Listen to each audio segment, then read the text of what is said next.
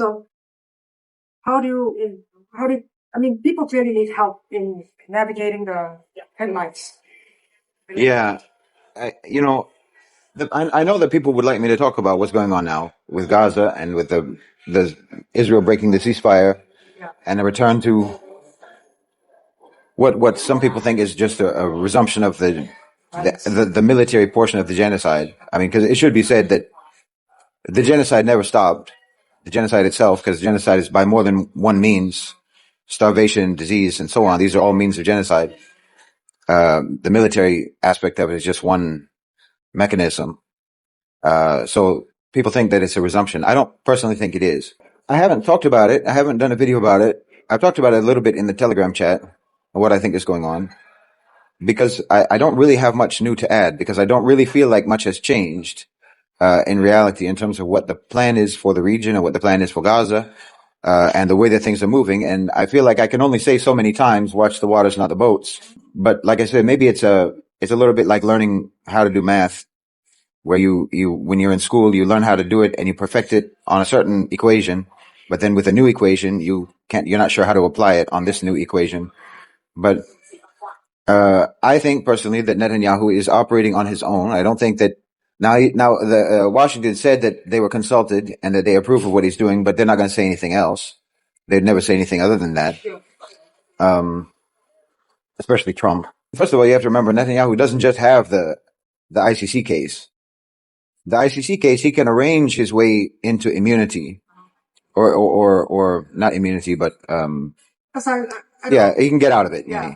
He can get out of the ICC case with America's help. But he's got cases in Israel that he can't get out of. He has a lot of cases actually, and they keep coming. Right. Like even he's in a controversy now because he fired the Shin Bet guy without going through the proper, I guess, constitutional mechanisms to do it. And as you see, I shared today in the Telegram chat these massive protests against Netanyahu. They're protesting him for the Shin Bet issue and for resumption of military activity in Gaza. There are actually people in Israel who want the so-called hostages back. They want the prisoners of war back. There are people who actually mean that. Netanyahu has never meant it. Obviously, Netanyahu has never meant it. So there are people who are sick of him. I mean, the majority of Israelis are sick of him. So he has serious problems, and he's trying to just save his political career and literally save his freedom, because he's going to go to jail in Israel. He's maybe not going to go to The Hague. I think that he's probably worked a deal to where he doesn't have to go to The Hague, probably. But he has domestic problems, and he's trying to save himself from that. And when you are trying to get an elevator and the elevator is not responding, and there's only one button to push, what do? You just keep pushing the same button. So Netanyahu's got one thing to do, which is aggression, military aggression. This is the only button he has to push. So when he gets into any trouble, he just pushes that button like crazy, because that's all he's got. But I think that his time is short. I don't see that he has much more time to go. So I don't have a lot more to say about that. I don't think that it's going to escalate. It's not going to become a region-wide thing. This has all been contained. Okay, then people want me to talk about the Houthis and the America attacking the Yemen.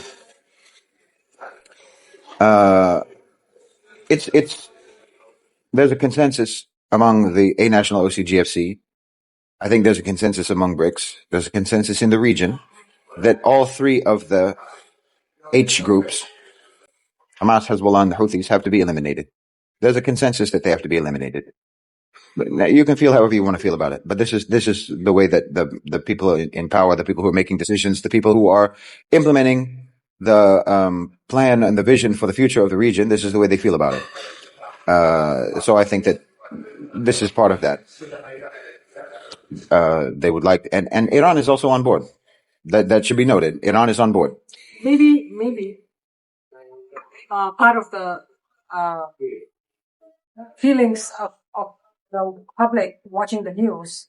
See, you feel like, okay, this is not just mere feeling. You recognize and appreciate that the Hamas represents a resistance, legitimate resistance, legal resistance. Mhm. And then to have them now completely out of the picture somehow feels like an injustice, Mhm.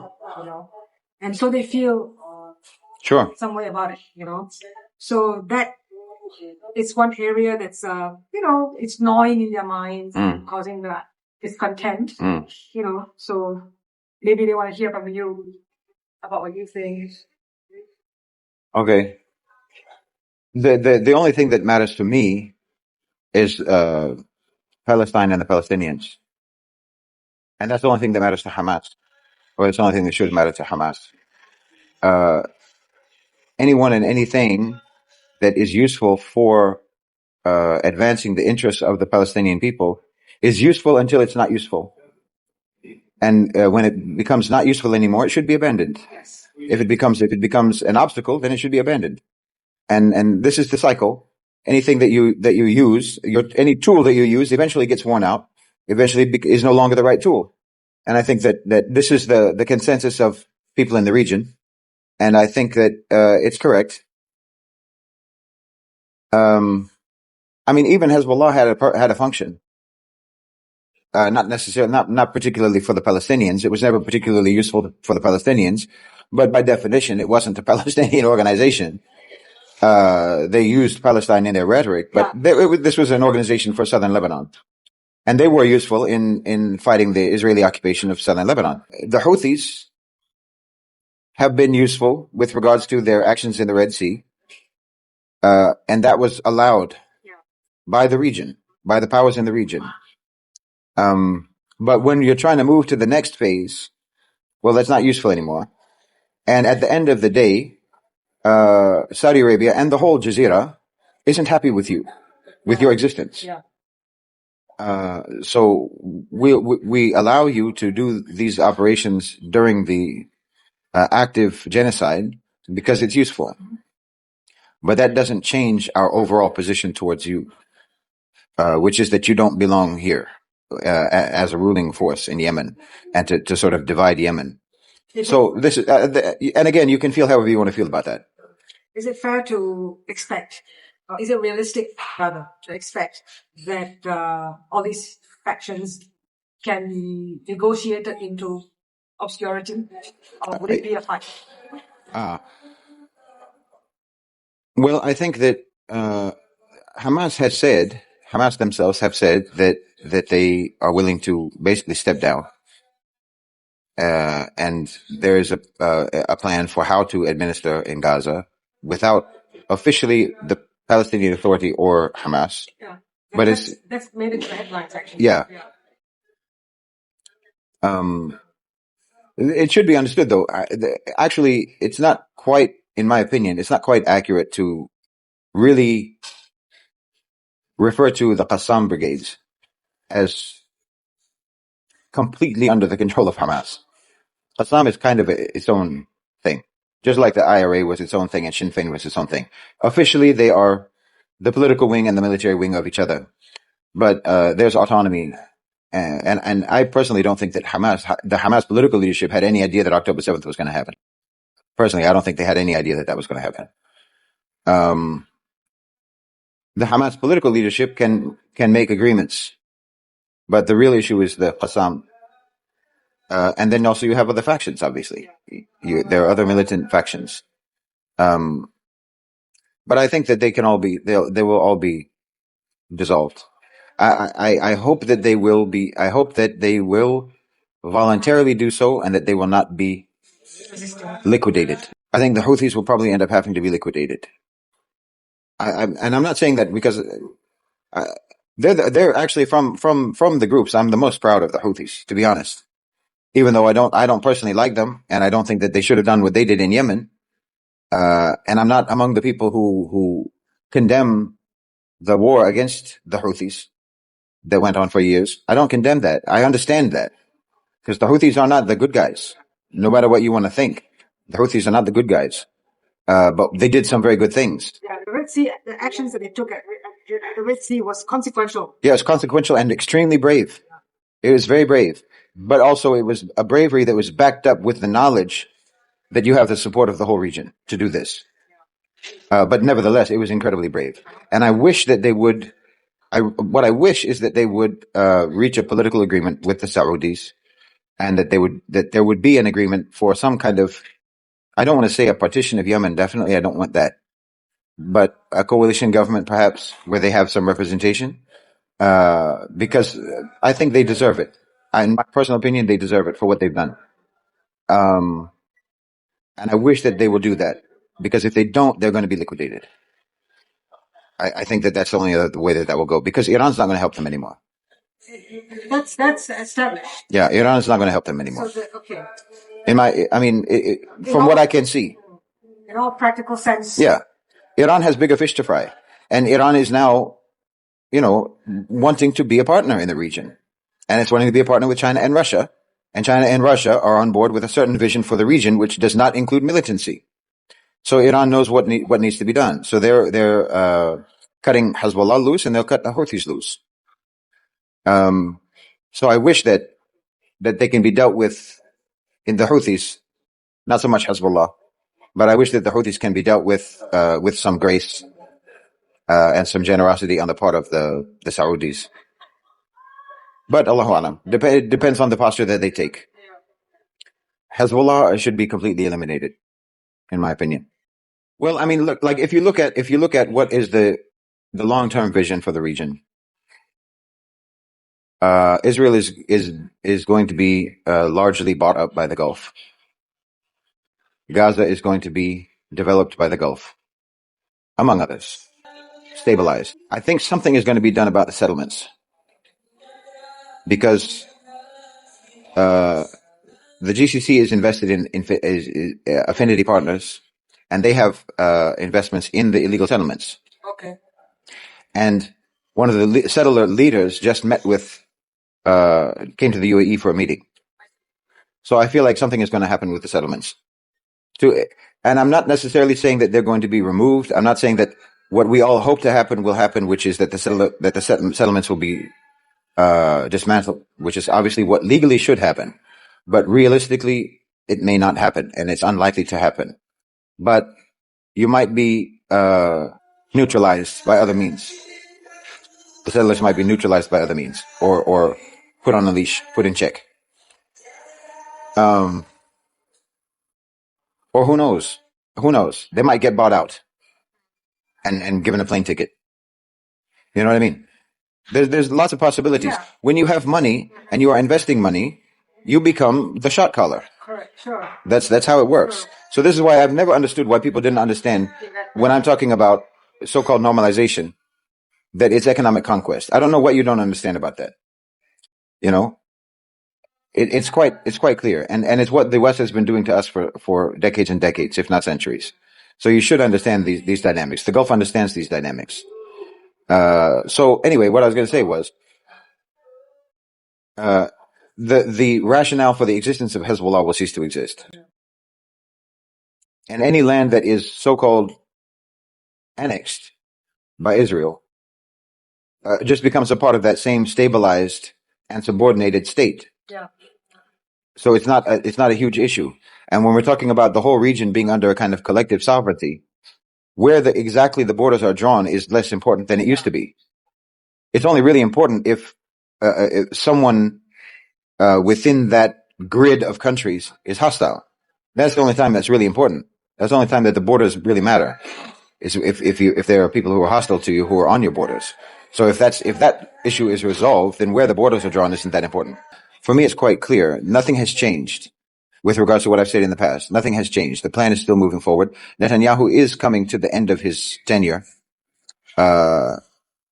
maybe on Earth. Allahu Alam. Trump never meant it about taking Gaza, owning Gaza. He never meant that, and I said so. And it's become very clear now. Yeah, it's very clear. I hope it's clear, but I don't know what news people are following. I don't know what else. Trump's main concern is destroying America. That's his main focus. Yeah. Is destroying America, and subjugating Europe. Okay. This is his main focus. The federal education. Yeah. That was stunning. I thought it was a joke. Yeah. Yeah, I mean, if things go in the trajectory that they're going, it is actually conceivable that if things keep going the way that they're going, at the pace that they're going, it's completely conceivable that you will see states seceding, individual American states seceding from the Union. Because why not? If you are basically making the federal government superfluous, Yeah, what's the point? then what's the point? Really? Yeah. And a country like California, I mean, a state like California would consider becoming a country. Sure. Texas, New York, some of the big economies that are the states whose economies are the size of countries. Mm-hmm. If the federal government is basically redundant, Yeah, I'm sorry. Is this over the? No, it's just something that the conservatives have always wanted. Yeah, it's not over critical race theory or any of the other complaints. No. All of those complaints were for the purpose of pushing the agenda that we don't want a federal Department of Education. We want, and they've wanted this ever since. This is really the origin of it. In my opinion, this is the origin of it. They have wanted to get rid of the federal Department of Education ever since the federal government mandated desegregation in public schools. So we're talking about... Because their argument back in those days was always, this goes against states' rights. The state has a right to decide how they do their schools. I see.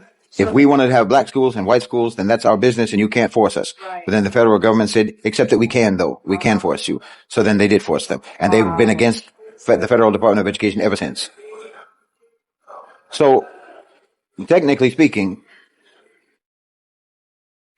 getting rid of the Department of Education at the federal level now puts education and the way you run that, the way you manage that, completely in the hands of the state. Individual states. Yeah, including, Alabama, Mississippi, Louisiana, all of these states. And of course, none of them are better than each other. So it's not just those those states. So there is going to be a huge number of people. Watch the literacy rate drop in America. It's already bad, but watch it drop. Yeah, pretty dire. Yeah. I mean, he's telling you what your future looks like. Trump is telling you what your future is, and it's definitely not to become part of the 1%. You're going to be like part of the 1% who can find food. I'm not joking. It's going to get very bad in America, and that's his main focus, and he's very busy with that. And I'll say also that they have maybe potentially let Netanyahu do what he's doing as a way of also extricating themselves from even being involved in the negotiating process, America. Because I just saw how Putin expressed his concern about the situation in Gaza, the escalation in Gaza, and offered to help to calm down tensions, to basically mediate. Now, this comes in the context of him having continuous meetings with Steve Witkoff, who is officially the Middle East envoy. Officially, he has nothing to do with Ukraine, but he's the one who's having the meetings with Putin over the negotiations and the discussions about Ukraine, which means that they're not talking about Ukraine. You don't send the Middle East envoy to talk about Ukraine. You've got people who could do that, but you're sending him because Ukraine is a non-issue. Ukraine is finished. And the position of America and Russia on Ukraine is already clear. Devastate it, destroy it, decimate it, who cares? We just want the minerals. America has never cared about Ukraine at all. They've always been on the same page, actually. Russia and America have always been on the same page about Ukraine. What they are negotiating is the future of Europe and the future of the Middle East. So Witkoff is talking to Putin continuously. Witkoff is the one who negotiated the ceasefire in the first place, and who is the Middle East envoy, who is very close to the Saudis, is very close to the GCC. But for reasons that are never explained to anyone and no one ever asks, the Middle East envoy is the one who's meeting with Putin about Ukraine. Okay. Now Putin comes out of nowhere and says, I'm willing to also negotiate for Gaza. Cooling down of Gaza. Yeah. Which means this could potentially, I'm not saying it is necessarily, but it could potentially be a handover of mediation responsibilities. Okay. Which would be better for everybody, and it's been something that I've been advocating and expecting for months and months, that America will hand over responsibility for mediation. Okay. or that it will be taken from them by either Russia or China. China, yeah. I was thinking, Yeah. I mean, China had called for the International Peace Conference. Yes. Russia called for it as well. Yes. Saudi Arabia agreed with it. All of the Arab states agreed with it. Right. It never happened. Hasn't happened. But all of the countries that were in favor of it and all of the countries that would have attended it all have the same position. You know? And everyone is saying the same thing. And even and now you're seeing even America through Steve Witkoff and through their negotiators saying the same thing that BRICS has been saying, which is that we have to deal with the root cause. Yeah. Okay. So, inshallah, bi'idhnillah, everything is going to be resolved. The process is horrific. We're in the last 10 days. The process is, we're in the last 10 days of Ramadan. Yeah. Make dua that the process will be smooth and that Netanyahu will be dealt with swiftly. It's unbearable. I mean, I can do the cold analysis of what's going on, but what is happening while all of that is going on it's unbearable. It's unbearable that a Netanyahu exists, much less has the power to do the crimes that he's doing. But subhanAllah, the resumption of the active military aspect of the genocide leading to martyrdoms in the last 10 days of Ramadan, those people are exceptional. They're exceptional people that Allah has favored and has chosen and has blessed and honored their families with them. They've been rewarded in a way that, we envy them. And that's it. Khalas, I don't know what else to say.